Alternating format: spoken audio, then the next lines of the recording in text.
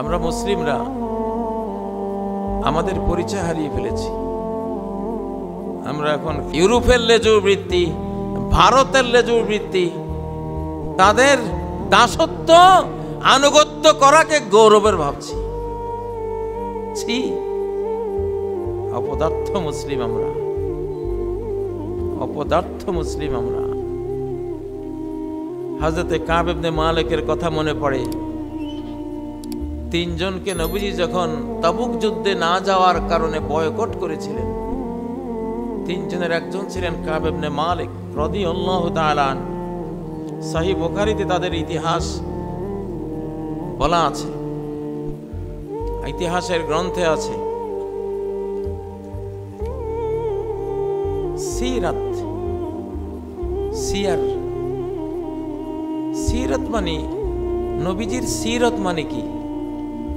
নবী সাল্লাল্লাহু আলাইহি ওয়াসাল্লামের সিরতের অর্থটা বাংলাদেশে মনে হয় কেউই বুঝে নেই, কোনো বক্তাও বুঝে নেই, মনে হয় যেন কোনো আলেমেও বুঝে নেই, মনে হয় যেন কোনো বিশেষজ্ঞ পণ্ডিতও বুঝে নেই।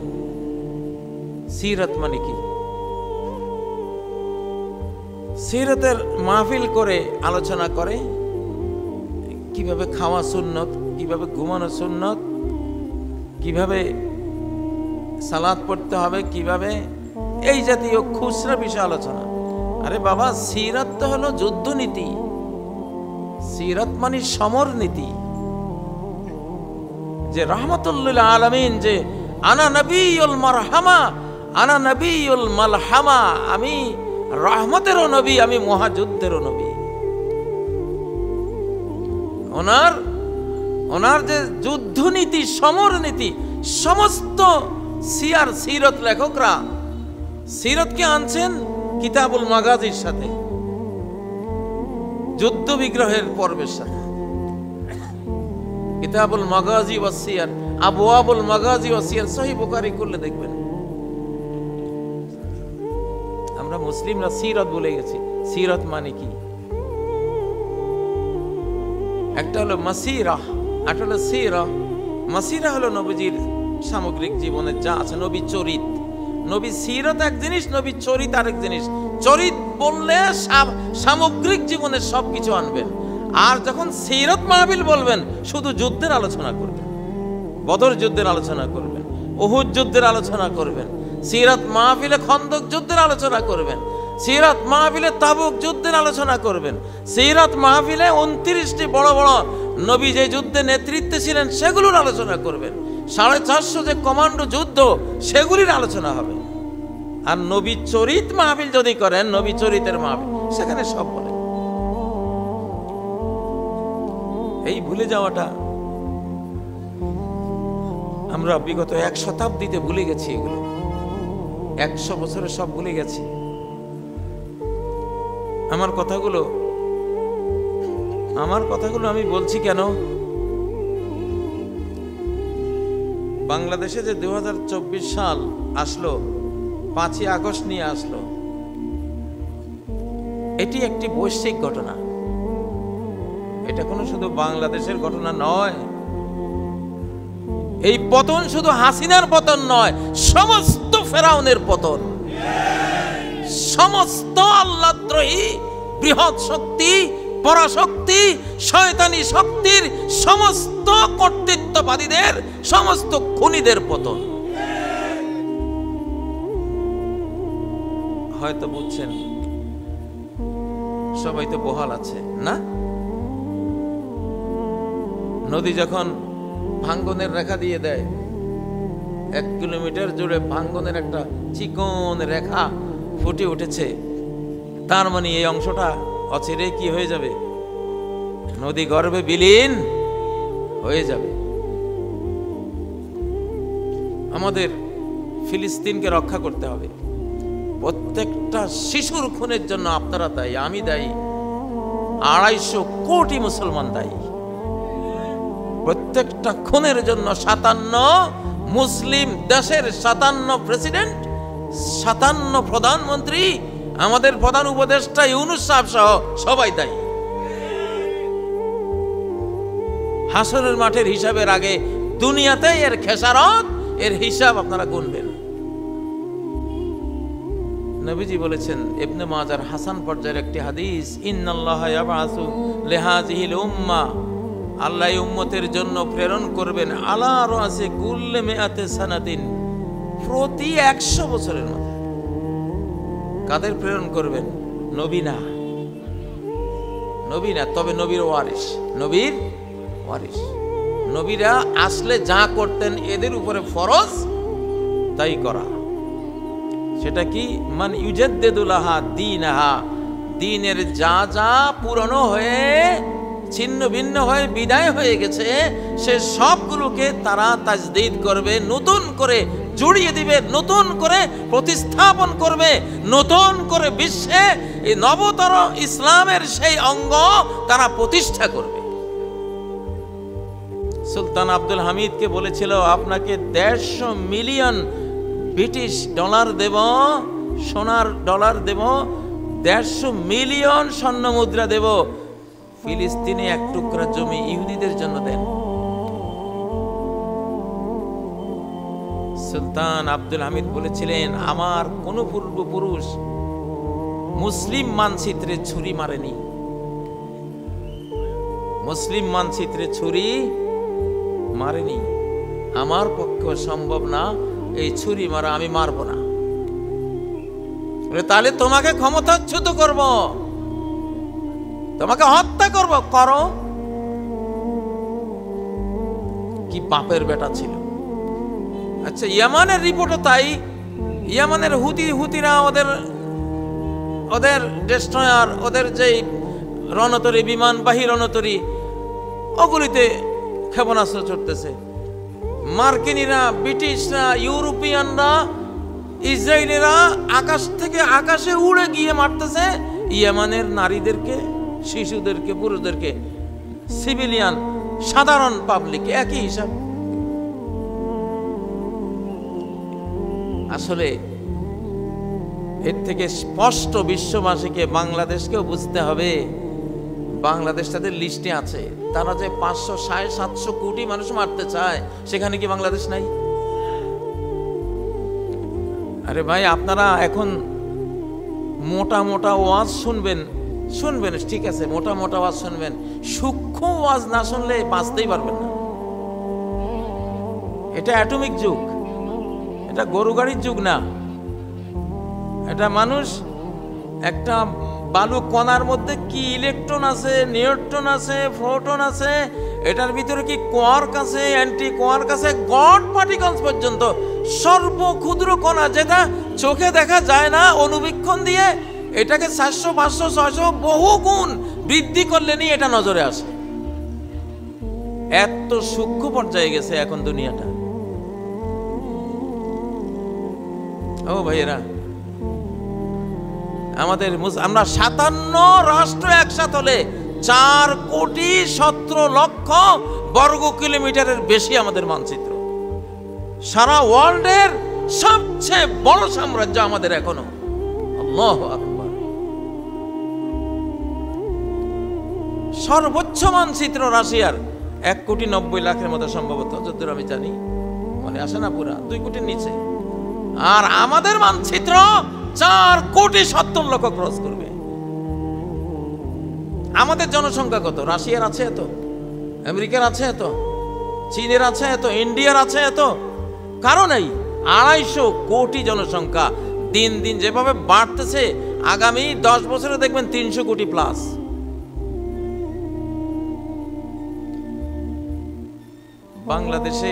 বাংলাদেশে খেলাফত নাজিল হয়েছে 1924 থেকে 100 বছরের মধ্যে হারিয়ে যাওয়া খেলাফত নবায়ন হবে, ইবনে মাজার হাদিসের দ্বারা বোঝা যাচ্ছে। কোনো গবেষণা 100 বছরের মধ্যে বেকার হয়ে যায়, থাকে না। রাষ্ট্র ব্যবস্থাও 100 বছরে চলে যেতে পারে, ইমানদার হলে আরো লাস্টিং করতে পারে। যাই হোক, 1924 হারিয়ে গেছে। 2021 সাল ছিল, 1924 টু 2021 100 বছর হয়েছে চান্দ্রবর্ষে। আরো 20 শতাব্দীতে 100 বছর হয়ে যায় 2021-এ, কারণ সৌর শতাব্দী, ইংরেজি শতাব্দী থেকে আরবি শতাব্দী 3 বছর কম। কয় বছর কম? 3 বছর কম।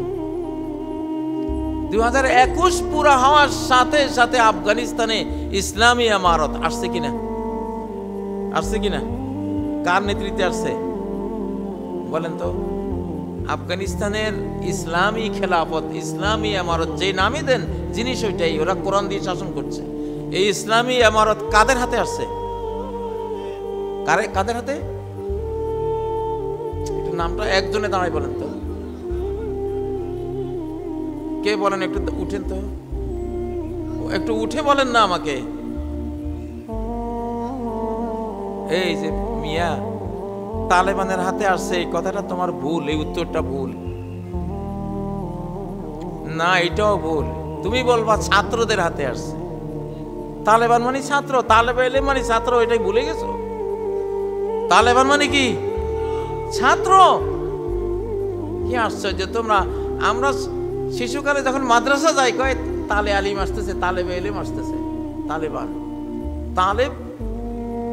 তালেব মানে এলেম অন্বেষণকারী। বহু বচন আলিফ নুন দিলে ফার্সিতে এটা বহু বচন হয় তালেবান। তালেবান মানে ছাত্রগণ। আফগানিস্তান ইসলামী এমারা পেল কার হাতে? ছাত্রদের হাতে। মিয়া, ওদেরকে বাংলাদেশে এসে তালেবান কইও না। ওরা কারা? ছাত্র। এটাকে আমি বানিয়ে বলতেছি না, এটা বাস্তব। ছাত্ররা ইসলামী ইমারত সেখানে পেয়েছে। আল্লাহ তাদেরকে চুজ করেছেন, ছাত্রদেরকে পছন্দ করেছেন। কশিন কালেও ফেরাউন তার লক্ষ লক্ষ বাহিনী নিয়ে আমার মুসলিম 300 350 আমি যারা আছে আমাদেরকে কিছুই করতে পারবে না, টাচ করতে পারবে না। কারণ সর্বশক্তিমান, যিনি able to do all things, তিনি আমার সাথে আছেন। আমার রব আমাকে রাস্তা করে দিবেন। সাগর দরকার হলে চিরিয়ে সাগরের বুক চেনে উনি রোড তৈরি করে দিবেন চক্কের পলকে। হয়েছে কিনা? লাঠি দিয়ে আঘাত করেছিলেন, একটা আঘাত, রাস্তা হয়েছিল 12টা। বিশ্ব রোড কয়টা? সাগরের বুকে রাস্তা তৈরি করার সেই রব্বুল আলামিন আছেন কিনা? পূর্ণ শক্তিতে আছেন কিনা? কর্ণ শয়তান আমরা ফেলে দিয়েছি, এখন কর্ণুর রহমান। এটা রহমানের শতাব্দী। কার শতাব্দী? এটা কর্ণুল কোরআন, কোরআনের শতাব্দী। এটা কর্ণুল ইমামিল মাহদি, ইমাম মাহদির শতাব্দী। জন্ম তো হয়ে গেছে, বয়স হচ্ছে, বের হবে ইনশাআল্লাহ। এটা কর্ণুল আলামিয়াতি সানিয়াতি ওয়াল আখিরা লিল ইসলাম, ইসলামের সর্বশেষ গ্লোবালাইজেশন, সর্বশেষ বিশ্বায়নের শতাব্দী এটা। প্রিয় বন্ধুরা,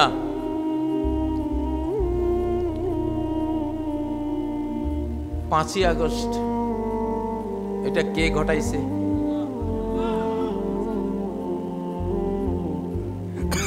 যেই ফ্যাসিবাদীকে 17 বছর বিএনপি তার সর্বশক্তি দিয়ে কিছুই করতে পারেনি। জামাতে ইসলামী, আমরা ইসলামী শক্তি হেফাজত, খেলাফত, হেফাজতের দিনে যত মানুষ, যত লক্ষ মানুষ, আমিও ছিলাম সেদিন হেফাজতের স্টেজে। আমি দিগন্ত টেলিভিশনে আমার শুটিং ছিল, যেতে ধরে পারলাম না, পরে হেফাজতের স্টেজে উঠলাম। আমি তো সারা রাত সেখানে, রাত 2:30 যখন নটরডাম কলেজের কর্নার থেকে গুলি শুরু হয়, আমি তো স্টেজে, আমি তো চোখে দেখা।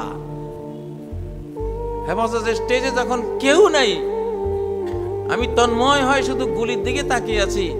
এই পাশে যে আমাকে একলা রেখে সবাই চলে গেছে আমি জানতাম না। আমি আছি গুলি নিয়া, পরে হঠাৎ করে নিচের দিকে তাকিয়ে দেখি আমার তো সঙ্গীরা কেউ নাই, কেউ নাই। সত্য কথা, আমি একা দাঁড়িয়ে আছি স্টেজের উপরে। ভাবলাম ওরা তো দূর থেকে আমাকে সই করতে পারবে, তখন আমি নেমে গেলাম। এটা দেখেছি, কিছুই করতে পারিনি। এত বড় জনসমাগম, আমরা পাখির মতো গুলি খেয়ে মরেছি। আমাদের হাজার হাজার মানুষ আহত হয়েছে, নিহত হয়েছে, ঠিক নয় কি? কারণ কি? তখন সময় হয়নি, তখন সময় হয়নি। আর 2024-এ 5ই আগস্ট সময় হয়েছিল। কত যে আধার পর্দা পাড়ায় ভোর হলো জানি না তা, নারঙ্গী বনে কাঁপছে সবুজ পাতা, ভোর হয়ে গেছিল। আল্লাহু আকবার। এইবার আকাশ আমাদের ফুললি সহায়তা দিয়েছে যে হ্যাঁ, এখন আমার শতাব্দীর সূচনা হয়েছে, এখন তোমরা বিজয়ী হবা। সমস্ত পুলিশ যার, সমস্ত বিজিবি যার, সমস্ত র্যাব যার, সমস্ত সেনাবাহিনী যার, সমস্ত আমলা মন্ত্রী সচিব, সমস্ত কর্মী বাহিনী যার, তার উপরে বিশাল ভারতের র বাহিনী সহ পূর্ণ গোয়েন্দা নেটওয়ার্ক যাদের হাতে, কিভাবে নিজের রান্না করা ভাতটাও খাওয়ার সুযোগ পেল না। আল্লাহু আকবার। ইন্না বাতশা রাব্বিকা লাশাদীদ। তোমার রব ধরে না সহজে, কিন্তু ধরা যখন দেয় অবশ্যই সেটা সিরিয়াস, কঠিন ধরা তিনি দেন, ঠিক নয় কি? তাহলে এটা আল্লাহ ঘটাইছেন, ঠিক না?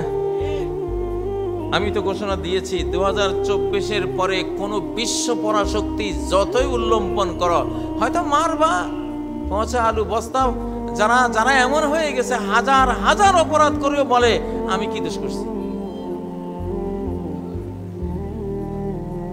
17 বছর গোটা বাংলাদেশকে মাইরা, খুন কইরা, গুম কইরা, তারপরে টাকা পয়সা ট্রিলিয়ন চুরি চামারি কইরা গোটা দেশ মূর্তি পূজারীদের হাতে তুলি দিয়া, এবং যেদিন পালাচ্ছে সেদিনও হাজার হাজার ছাত্রের বুক ঝাঁঝরা করে সে বলতেছে আমি কি দোষ করছি। যেটা এইরকম অপদার্থ প্লাস্টিক হয়ে গেছে, মনুষ্যত্বের সামান্য ভাবনা জীবনে যার ভিতরে নাই, এগুলি পচা আলু। কি আলু? গৃহস্থের উপরে এখন নিয়ম হলো বস্তার পচা আলু ফেলে না দিলে ভালো আলু একটাও ভালো থাকবে না। ইন্নাকা ইনতাযারহুম ইউদিল্লু ইবাদাক। নূহ আলাইহিস সালাম দোয়া করেছিলেন, হে আল্লাহ, এগুলি একটাও আর রাখেন না পৃথিবীতে। 950 বছর দাওয়াত দিলাম, পারলাম না, মাত্র 70-80 জন পাইলাম, আর এরা ঈমান আনবে না। এখন এগুলি তুমি যদি বাঁচিয়ে রাখো, ওয়ালা ইয়ালিদু ইল্লা ফাজারান কাফারা, এদের ঘরে জন্ম হবে যত ফাসিক, ক্রিমিনাল, অপরাধী এবং চরম বেঈমান কাফের, স্রষ্টা ঘাতক তৈরি হবে, ঈমান ঘাতক তৈরি হবে। আল্লাহ তাআলা ওইসব পচা আলু ডিলিট করে দিয়েছিলেন, করেছিলেন না? এরকম পচা আলু 500-700 কোটি এখন আছে পৃথিবীতে, এগুলো ডিলিট হয়ে যাবে ইনশাআল্লাহ।